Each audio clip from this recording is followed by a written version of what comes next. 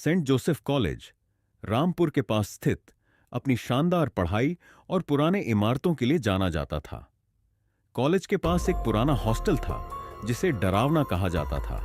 Hostel कहा जाता था। यह हॉस्टल सालों से बंद था और इसे लेकर कई अफवाहें थीं। नया बैच कॉलेज में आया था।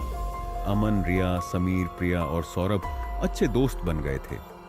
ये सभी पढ़ाई के साथ साथ मस्ती करने में भी माहिर थे। एक शाम कैंटीन में बातचीत के दौरान सौरभ ने पुराने हॉस्टल का जिक्र किया। यार, सुना है कि उस हॉस्टल में चुड़ैल रहती है, रात को उसकी चीखें सुनाई देती हैं। रिया हंसते हुए बोली, अरे ये सब कहानियां हैं, सच में चुड़ैल वुड़ैल कुछ नहीं होती।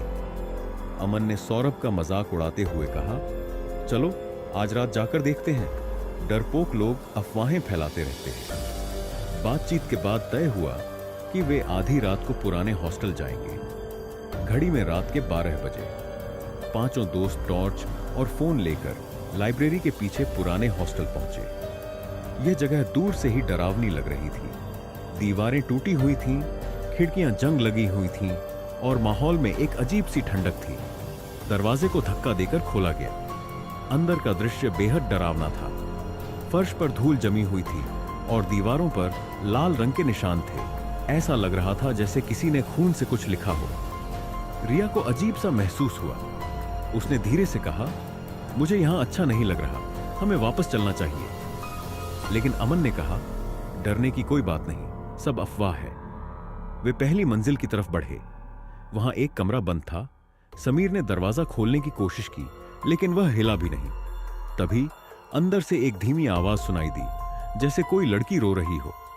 आवाज सुनकर सभी के रोंगटे खड़े हो गए। सौरभ ने डरते हुए कहा, यहां कुछ गड़बड़ है, हमें चलना चाहिए।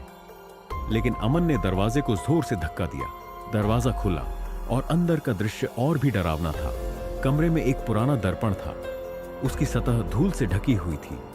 अमन ने दर्पण को साफ किया और जैसे ही उसने देखा, उसे दर्पण में एक लड़की की परछाई दिखाई दी। वह परछाई उसकी ओर इशारा कर रही थी। अचानक दर्पण पर खून से लिखा हुआ दिखा, तुमने मुझे जगा दिया है, अब कोई नहीं बचेगा। रिया चीख पड़ी। सबके दिलों की धड़कन तेज हो गई। अगले दिन सभी दोस्त डर के मारे लाइब्रेरी की लाइब्रेरियन मिस शर्मा के पास गए। उन्होंने पुराने हॉस्टल के बारे में पूछा। मिस शर्मा ने गंभीर स्वर में कहा, यह कहानी कई साल पुरानी है। एक लड़की अनामिका जो यहां रहती थी, बेहद होशियार और सुंदर थी, लेकिन कुछ लड़कों ने उसे परेशान किया। एक रात उन्होंने उसे इस हॉस्टल के एक कमरे में बंद कर दिया। वह मदद के लिए चिल्लाती रही, लेकिन किसी ने उसकी मदद नहीं की।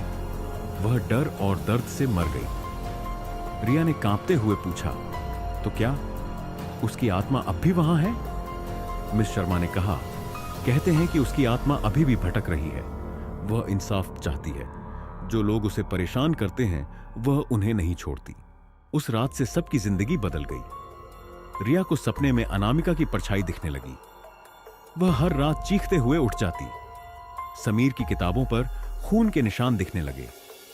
अमन के कमरे में खिड़की अपने आप खुल जाती और किसी के रोने की आवाजें सुनाई देती। एक रात सौरभ ने देखा कि उसके हाथ पर खरोंच के निशान हैं।